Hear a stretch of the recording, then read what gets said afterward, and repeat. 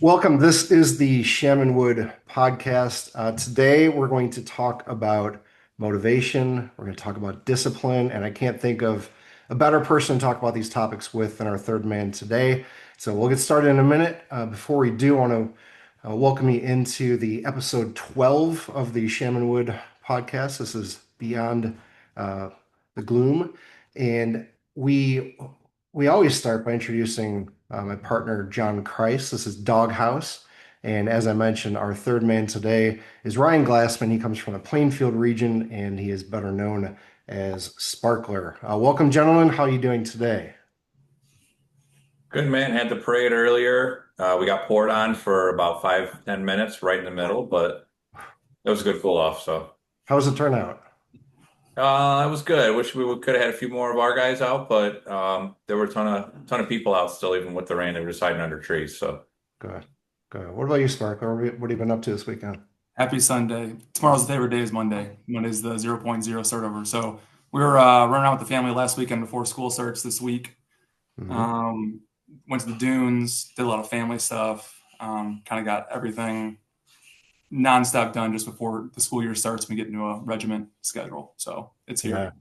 Good to squeeze the last bit of summer out every chance you can get. We did some of the same stuff, just making sure all the ducks were in a row to go back to school next week. My wife's a teacher. My daughter's going into kindergarten, so a lot of bases to cover there. Before we jump in, I just want to remind people where they can learn more about this thing that we call F3. You can visit online f3nation.com, f3shamanwood.com, or f3plainfield.com. You can find local workouts, find out a little bit more about what F3 is, and in the future, find some of this content. As a reminder, F3 stands for Fitness, Fellowship, and Faith. That's what we'll be talking about today. But before we get too far into that, Doghouse, would you mind going through the core values, mission, and credo? you got it. One, we're open to all men. Two, we're free of charge.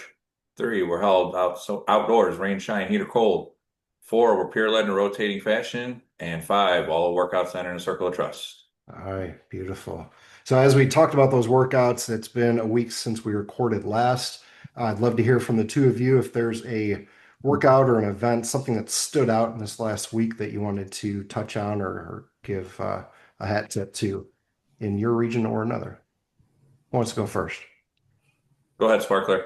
I got you. Actually got five, but I'll be quick with all All right. five of them. So in my opinion, every post, every workout is a special day and special opportunity. And I always say kind of at the end, when we do, post the COTs or we do wherever we go, this group will never be together the same day, same numbers ever again. So it's special, right? So Monday kind of kicked off as a VQ, 19-year-old dungeon master, 35 people in my neighborhood, which is Out. scary with noise, right? Mhm. But I mean, he held command like from the very beginning. He had everything down pat. I mean, it was like a veteran jumping in there, and the whole thing just went really, really smooth. Went really well. Tuesday was on to a black diamond, um, typical black diamond streak. So Tuesday, Wednesday, Thursday were all black diamonds. Tuesdays was actually it was dilly dilly at the wood. Mhm. So it was a good opportunity to get down to the wood with a Plainfield black diamond post, followed by Wednesday, which is a black diamond from foreclosure at the wood. So back to back wood black diamonds, both different concepts, both family style, both very aggressive, both very tough.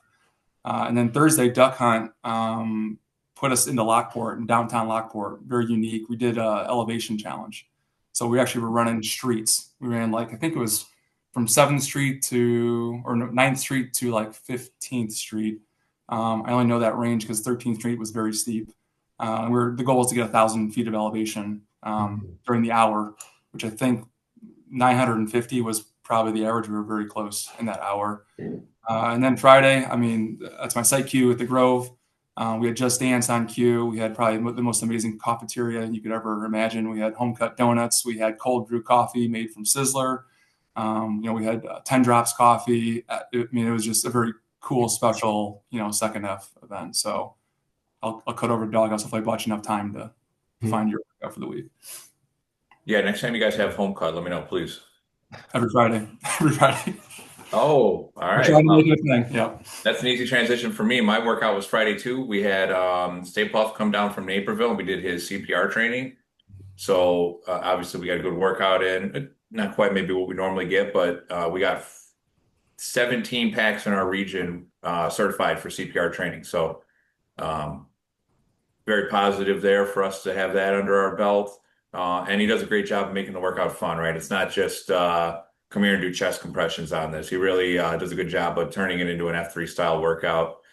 We had to run with some coupons to simulate bringing in the 911 the first responders, and we use the AEDs as well. So definitely good all around workout. And thanks again to Stay Puft for coming on down. I know it was a bit of a hike, so that's my workout of the week. Absolutely. Well, why don't you keep us going? We're going to transition quickly into the second F section of the podcast. This is where we use the time to get to know the third man this week. Again, Sparkler is joining us from Plainfield, but I wanted Doghouse to start at least with a couple of questions to help us get to know who Sparkler is. Of course, the first one always being how he found F3. So take it away, Doghouse. You stole my fun thunder. So Spark, how'd you find F3? Yeah, F3 is an interesting find. It was a bourbon night with John Denver in our backyard during COVID. So this goes back to summer 2020. I was pretty much on my own then because everything had closed down gym wise. And so I think John Denver, I started months prior. Woody had got him into it, and literally the first there was, with me, if you kind of ask me to do something tough, it's immediately a yes as long as I'm available. I think he asked one time, I said yes. The next day it came out. It was a pie workout.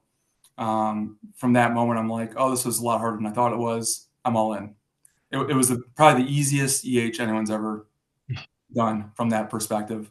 And it just kind of linchpinned me from that portion right away. Awesome. I got a funny John Denver story I'll share maybe for later. We went to college together. I'll just leave it at that. So what is your post count today?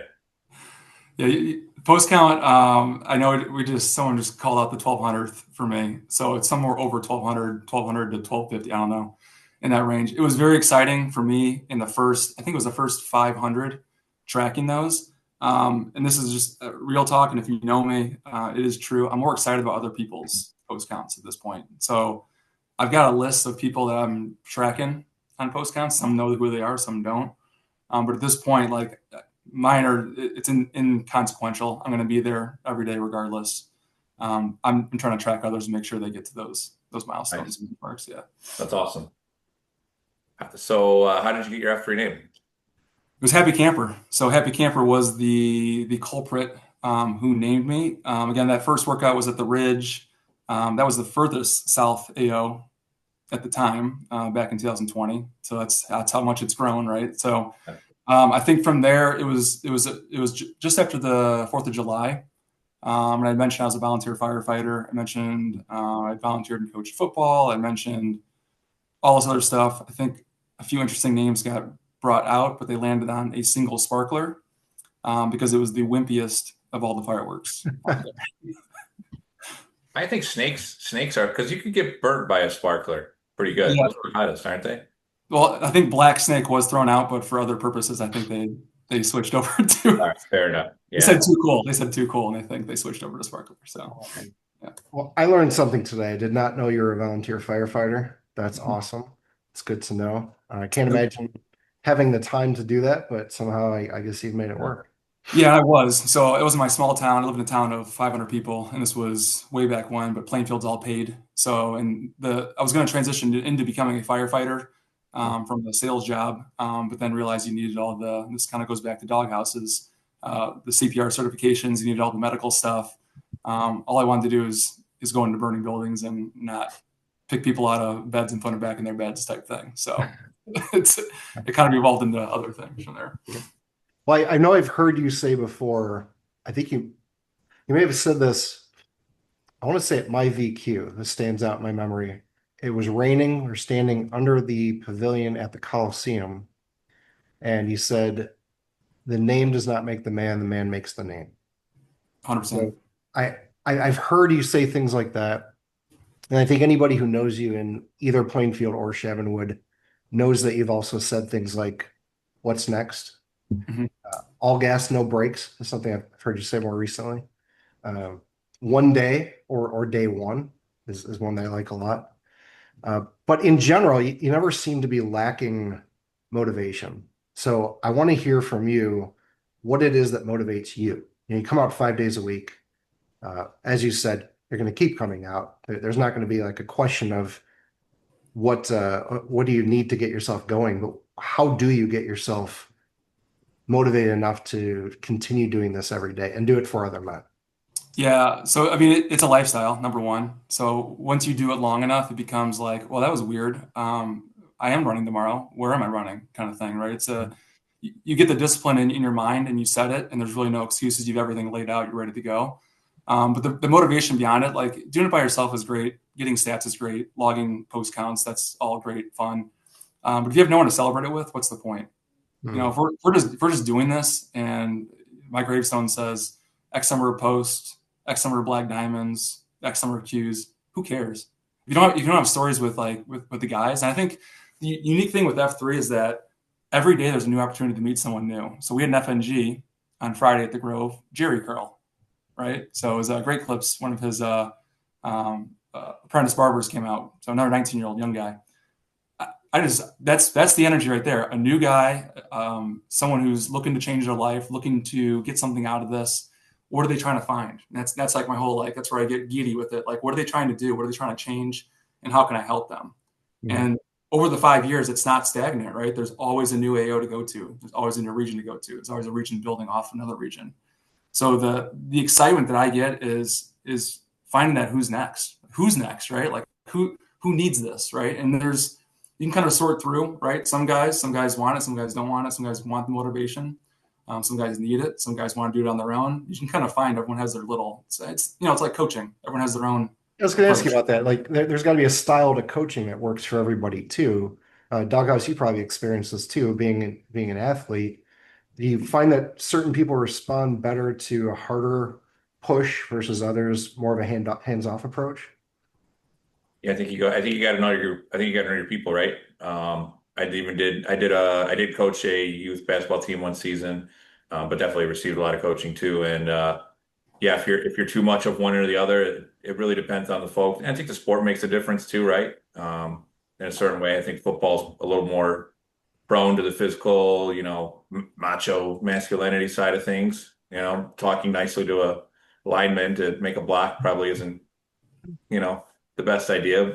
I know Sparkler can speak to that as well. So, yeah, I think it just matters. I think you got to know your people. I think you got to know how to motivate them. Yeah. Yeah, it goes over to the cues too, right? So like the best cues are not the ones with the biggest skill set. It's the ones that know the people. They know their packs. If you can dial in and you know how to get the most out of the packs that are attending your workout, those are the best cues. It's not just it's always hard, it's always difficult. The ones where you can like really dig in because you know your people, you know how to motivate them. Some people, like Doggo said, you need to be screamed at, you need to be kind of cut down a little bit. Others, you just need to pull them aside one-on-one and say, hey, what are we doing here? You said you want to do this. You want me to keep you on track. Let me help you, right? Let me help you kind of thing. Some need a public announcement, call out. Some need, a one-on-one or a group or a shield lock. So that's what's really exciting to me is that there's not just one path. There's so many paths and it evolves every single day. Everything else is changing nonstop. So after 1,200 posts, after 5 years, who pushes you personally? It goes back to the new guys. I mean, anyone who's new and starting that journey, like you both have pushed me. Being newer and seeing where you guys want to go and seeing where you're at right now. This whole thing, this podcast is very motivating, right? How can we reach more men? How can we share it more? So when I see people that have come in to this and now they're leaders, they're on SLT, they're starting their own regions. Those are the guys that motivate me. So it's not one person that's constantly in my ear, do more, do this. But there are guys like, the John Denvers, the foreclosures, where they're saying, hey, let's do the next hard thing. There's a mountain over here. Let's go climb it. Okay, let's do it. So getting you to kind of get out of your comfort zone is really important too. And, having those shield locks and those guys that'll push you physically, but also mentally, and then also in the other realms, right? So where I'm very weak is the third F, right? The third F thing is not my my go-to. I recognize that I'm working on it. It's a building process. So finding guys where you're weak that are really strong, and then kind of, getting on their hip, learning from them, listening. That's extremely important. Find your weakness and I think get that's I think that's what Doghouse, correct me if I'm wrong. It might have been Millville who said like that's the core of Black Diamonds, like to find the thing that you're weakest at and try to target that within a Black Diamond. Was it Millville who said that? It was, and I think he did that specifically with his labs workouts over the last month, was legs and abs. And I think his mentality is generally is men that work out, it's, legs and core that we go after last. Usually it's upper body, right? So yeah, that was his focus, Millville. Yeah. Well, Sparkler, one thing I wanted you to go back to was to talk a little bit more about the role that you see discipline playing when motivation is missing. Because we've talked about this. We're all free to lead. We're all free to step up and to be as involved as we want to be. But we're also free at the same time to never come out again. So when you're not as motivated in the beginning or in the winter or when it's hot as hell outside, like how can you tap into discipline to get the most out of yourself? How do you recommend guys do that? How do you coach them along from their hip as opposed to from an authoritarian position? Yeah, so most people, so Puddles, you're doing a half marathon training, you mentioned earlier, right? Doghouse, I'm sure you have some kind of goal, right? That's bigger, whether it's, weight loss or mileage or yearly thing, or in 5 years, I want to. So where you tap into that, you got to break it down. What's going to happen this upcoming month? What's going to happen this upcoming week? What's going to happen tomorrow? So tomorrow, I'm not motivated to go out and do things. Okay, so what's the small thing you need to do tomorrow? I need to run 5 miles. That's it. Run 5 miles. It's very simple. Well, how do I do that? Do it in the treadmill inside. You can go run outside. You can go join a run club. That's a small little thing. And you start stacking those things and don't make it an option. So if you say, yeah, I'm going to go ahead and skip Monday. I'm going to go ahead and skip Tuesday, but I have to get my goal by Sunday. So taking a day off only makes it harder later in the week. So I always tell them up front, start with your days. If you do have a day built in that's off, great. That first day back, go hard. Get as many, like if you have miles, if you have a workout, if you have a timing thing, put that max in up front and eat the frog, right? Do the hardest thing up front, and then the rest of the week you can kind of tear down as needed. But really the motivation to me is a kind of a myth. Discipline always eats motivation for lunch. If you have that in mind, like there is no choice of, am I going to go work out tomorrow? It's, I'm going to work out tomorrow. Where am I going to go? And what is the right plan or right format that's going to fit my goals for the day? So once you start stacking those daily goals, right now you have a week of a goal hit that goes into a month, that then goes into a year, that then goes into 2 years, then goes into 5 years. So you're not looking at 10 years ahead right now, you're looking at tomorrow. And so being disciplined on tomorrow, you have your stuff ready to go. It's laid out, it's ready. There is no excuse. I'm not checking the weather. My gear's already in the car. My clothes are stacked up. The alarm's set. 2 alarms are set, 5 alarms set. I don't care. Get up and you go. And there's really no other option. And so you don't need to find motivation and like, oh, who's going to motivate me tomorrow? Is it, if the sun rises, then I'll be motivated, and sunshine, and I'll be motivated to go. No, you're just going to do it. You're going to figure out there's a lot of obstacles. And there's a lot of things that are going to fall in front of you during that path, but you're still going to do it. There's no way out of it. So I recognize some of how you approach this from the inside, having been in sales and marketing in the past. And I wonder if you see the conscious connection between your work life and your F3 life. Because you cannot do sales if you're not disciplined. You cannot do sales if you're not structured and committed to, as you said, doing all the little things every day, every week, every hour to get that done. Do you feel the connection between those two parts of your life? 100%. Yeah. And it's family too, right? Like you can't take days off with your family. You can't be like, well, I don't feel motivated to take my kids to school today. I don't feel motivated to go to work today. So that's where I kind of get, it's a myth. The motivation is kind of a myth. Like, of course we're not motivated and wanting to go to work. You'd rather be doing other things. You have to. You're disciplined to go to work and be on time and show up every single day. So why can't you translate it into your fitness, right? Into your mental health and into, your third F, your religion, whatever you're doing too. you can translate that. You're choosing not to. You're choosing to shave it off because it's easier to shave it off. So 100% sales, there are really awesome times and wins, but the everyday, right? You have to stack your days up. The routine, the grind is always there. And that's everything in life too. You can't take a day off or a week off or a month off being a dad. Do you Not, feel like being as involved as you have been in F3 has impacted your professional life, has impacted your family life? I mean, it's only been 5 years, which in the grand scheme is not a ton of time, but do you feel like in those 5 years, it's changed the way that you are in other parts of your life? yeah, 100%. I think it's really pushed me towards the leadership. I think prior to not, with a lot of the jobs that are out there, they throw leaders in the play that have never been leaders, and there's no development around that. Right. This basically trained me to be a leader Hmm. in sales organization. Had I not done F3, number one, I don't know if I'd have the confidence. Probably would have figured out the confidence, but wouldn't have the wherewithal to have someone to fall back on, or ask questions, have mentors that didn't exist in an organization structure. And they don't in most cases. So from a sheer, we always say, yeah, it's a workout group hidden in a leadership group, right? It's a workout hidden in a leadership group. It absolutely is. And if you focus on the leadership aspect, being a site Q, bringing coffee, right? Doing cafeteria, leading that, being an SLT, leading up an event. That's all training for your life. That's all training for leading your family, a larger group. Um, Everything else in the work world, it absolutely translates over. And this is a great way to practice, because who's going to judge you and put you down and make fun of you in F3? Right. Yeah, I wanted to ask you about that as well, because you talked about how the new men coming in are the inspiration. That's what gets you going.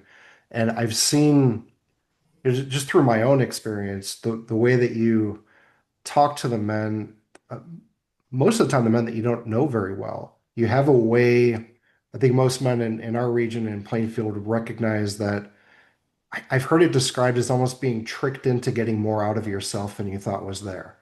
Like, oh yeah, I was running with Sparkler and he didn't shut up the whole time. He was just talking to me the whole time. And then before I knew it, I was running like a faster time than I realized, or I was getting more out of my workout. But I was wondering if you could walk us through what you're thinking as you are trying to get to know a guy. Are you actively trying to distract him into not thinking about what's painful, or just trying to get to know him on a different level that you can tap into later? Like what's your approach? Because I've seen you do it so much, it just feels like it's something that's very locked in for you. Yeah, it's twofold. Number one, it's selfish. I want to learn about this person, right? So I can help them down the road. So it is very selfish. At the same time, when you're distracted and doing something with somebody, it's a lot more fun. It's always more fun. Hmm. Go ahead and tell a story of something you did by yourself. I went and hiked this mountain by myself, and it was awesome. And I saw all these views, and I saw all these animals, and took all these pictures, and you share the pictures. Okay. Now, us three, Puddles, Doghouse, we go up a mountain, and I fall off the mountain, and you guys come down and pick me back up, and then we have all these stories. So doing things together absolutely pushes you past what you think you can do. At the same time, too, yeah, maybe you are a little distracted, but maybe you're in self-doubt. You don't know what you can actually accomplish until you actually go out and do it. And maybe you just need a pacer. Maybe at that point, you just need to try. And in your own mind, you're like, I could never do that. Who were But you some of never. the first people? Maybe it probably was before F3, but who are some of those first people you can think of who pushed you or pulled you to the point where you realized, I've actually got more in the tank than I thought I did?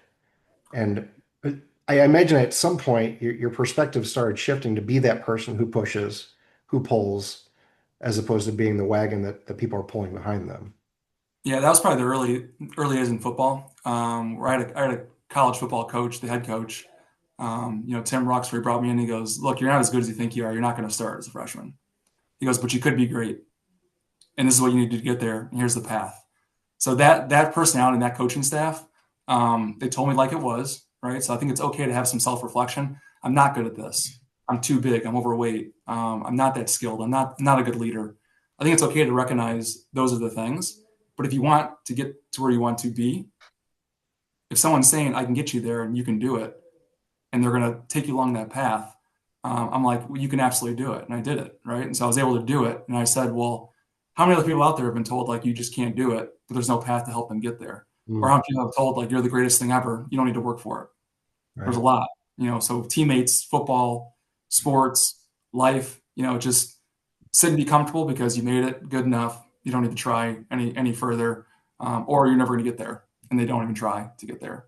So that was kind of like I think the opening of the eyes of like, hey, there is something here. There is a place where people need that confidence, but also like self-realization of where they're at currently.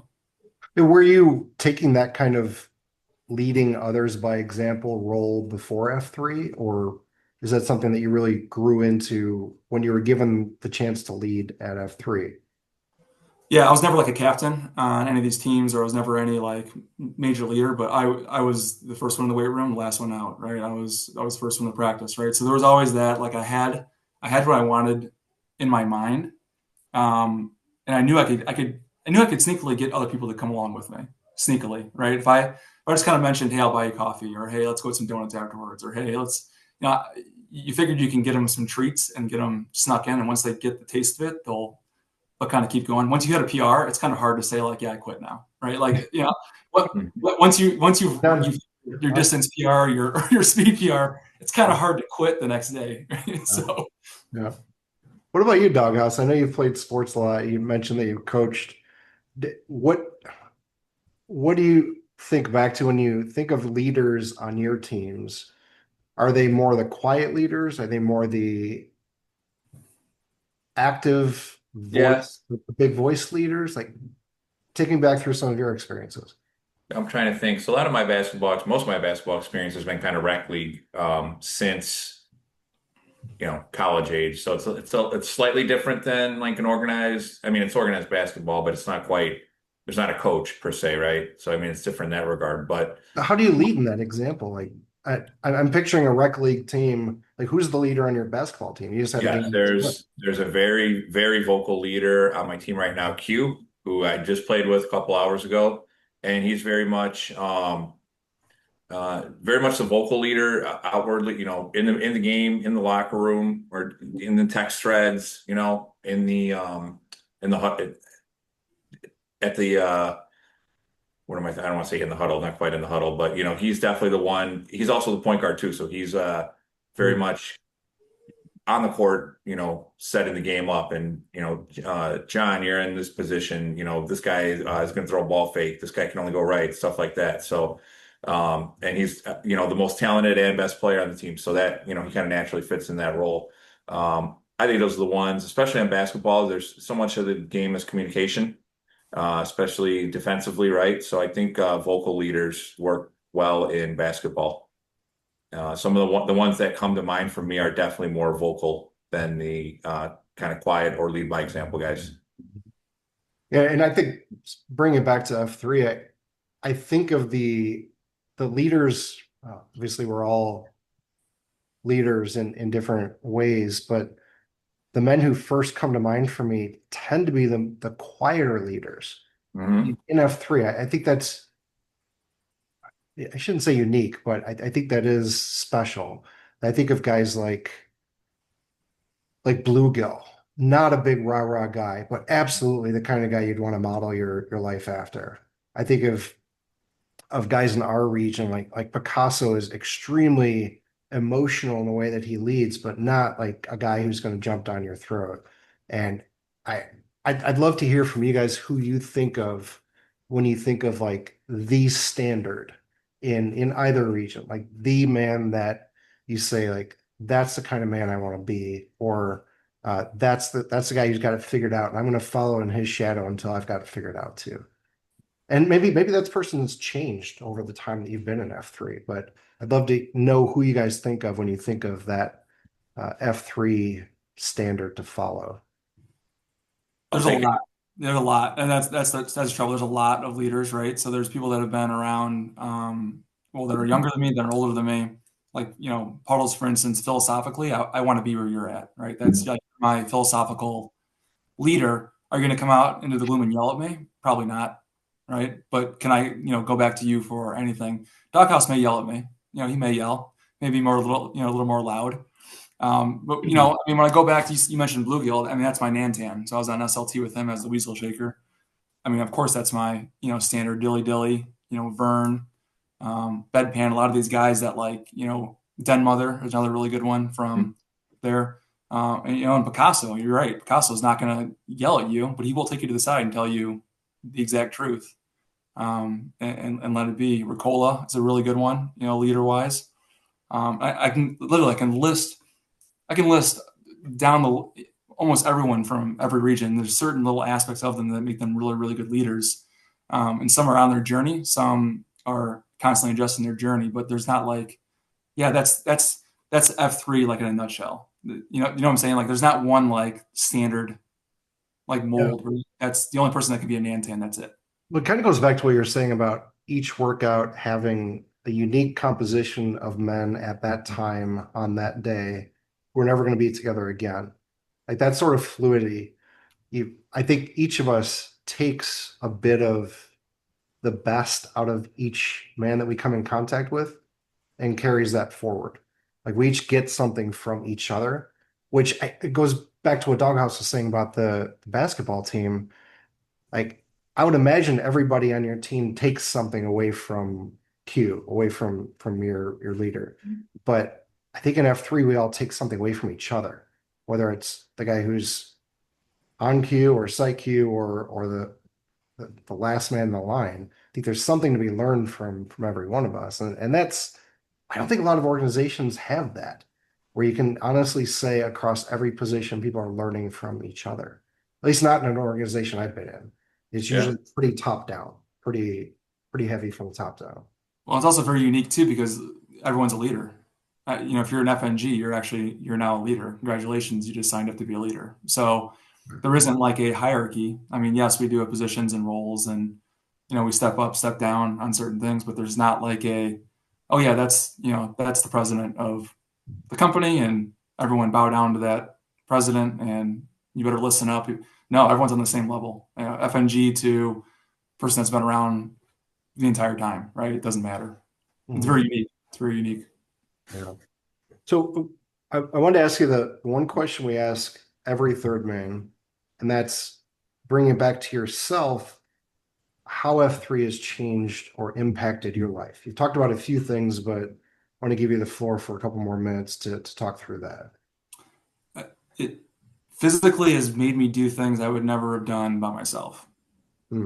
Everyone here can say that. I think anyone who's been in F3 for a month can say, I've done something that I would never have done. I mean, if you're doing bear crawls up a hill, dragging a coupon, or if you're picking up a coupon over your head and running, it's things you'd never do by yourself. And that's why I always joke and say, look, you're going to do things physically you'd never would do alone. Because it's not fun. I just picture myself going to the park at the Wood with my daughter and seeing some guy doing bear crawls by himself up the hill, and how ridiculous that sounds. You're absolutely right. Nobody would do that by themselves. That's just and then when you do it in a group, right? It's normal. Yeah. And you don't look to the side. You're not like, who's looking at me? Who's judging me? Like it's a very normal thing. Doing a Bernie Sanders up the hill. Next time I see somebody doing that by themselves will be the first I'm time. going to go sledding with my coupon. Murder bunnies, right? Murder bunnies too. Another one. I'm going to go sledding out my coupon down the hill. Murder bunny. I mean, and the really serious part is, so us three right here, right now, we would never have met. So think of all the connections that you have. So go back and say whatever you want about F3, but think about you got to take away all the relationships, the connections, all the people that have done something either professionally for you through this, have motivated you, have created a different discipline line for you. That would all be gone. Mm-hmm. So to say how could anyone ever say this hasn't changed my life? This hasn't put me on a different path. This hasn't made me think about something a little bit differently. That's insane to me. That's insane. Even if you only come out one day, I had a neighbor that came out 2 days. I'm convinced his life has changed because of those 2 days. It was 2 years ago. Wasn't a good fit for him. Didn't like it. I'm still convinced that he changed his life in some path, some direction from this. Mm-hmm. So there's no denying that it does something to you just to be exposed to the group, just to be in an event with the group, to see the group here. So it's insurmountable. It's hard to measure what has changed exactly, but literally everything, because every connection puts you on a different path and puts you on a different route. Yeah, I think Doghouse for you, for example, all the things that you've been involved in, the parade today being one example. Like, would you have ever been walking in the Shaman Wood Parade No, or not for F3? Like all the no. things you've given back to the community, given back to the packs, because you're free to lead through this. I think it has to be involved in that too. Yeah, absolutely. I mean, my primary social circle now for a long time was basketball. Now it's definitely F3. So, I mean, just my default guy is when I'm going to go watch a Bears game or go to a concert, whatever it is, right? First, first text I'm sending is to an F3 guy. So, in that regard, yeah, it's the most immediate impact to me is my social circle. And like you said, you helped me move in, right? Mhm. That was a tough week for me. I mean, I'm not the kind of guy that's going to ask for help. That week, that was in the middle of reindeer games. I got divorced on Tuesday, moved out of my house on Friday, moved into my other house on Monday. That was a week for me. Puddles Mhm. was there, Ricola was there, Meta helped, trifecta, and that I was to the point I had my son call some of his friends and I was paying those guys to help too because I was in such a pinch to get all my stuff moved out and that's a real practical example of F3 making a big difference in my life. So, Yeah, I like that description of your circle. Like I think of my Facebook connections, and when I look at like a list of the names and I see how many connections I have in common with these people, it goes family, F3, people I grew up with. Like that's the way it's ranked. Like my sister and I probably have more connections than anybody else. But then it's like right below her, F3. Like John Christ and I have like 50 shared connections. Like that's the next level of my social circle now. It's like family and then F3 is right below that. I always joke too, but not really. If I was on the side of a road laying down in the ditch and I put out a social post, hey, come get me, Mm, who would be the first one to come out and get me? right. It's probably not a free person, seriously. I mean, it's absolutely. right, right? I mean, it's But that's exactly it. Like to Doghouse's point, like you need help doing anything, literally anything. I saw Spit Valve put out a post earlier that his lawnmower died. mm, You just need like some help. And like that's the thing. You go to Slack, you put out a post within an hour, you got somebody there to help you, whether it's moving something or needing to buy something or sell something. Like it really is. We talked about this on Friday. It's much more than a workout group. It's a community, and it's a great example of what community can be. There's so much uh, there's so much of a level playing field, like we talked about. Like there's no king, there's no president. There's just all of us together in the same spot. yeah. I think you could tell me that I didn't physically get any better in the last year with F3, but you can't tell me that you didn't change your life in some way Mhm. with one connection with one person. Maybe Freon came over and fixed your AC unit.